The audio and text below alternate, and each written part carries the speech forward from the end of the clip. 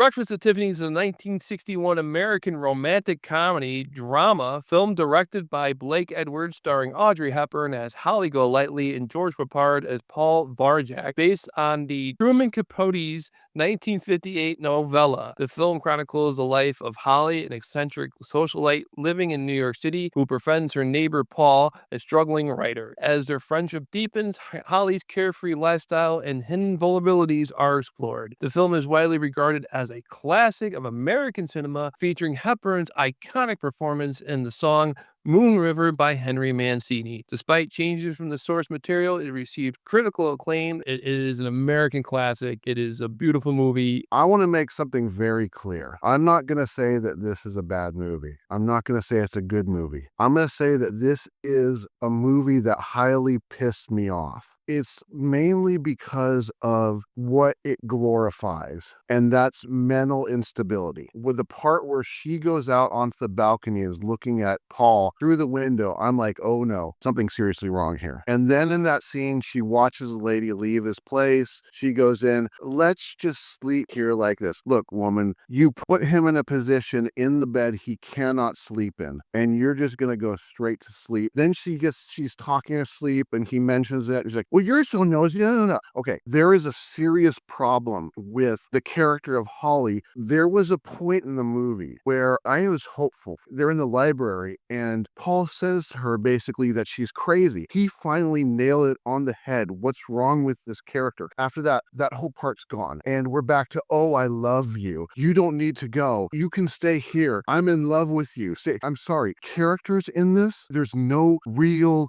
depth to the other cast.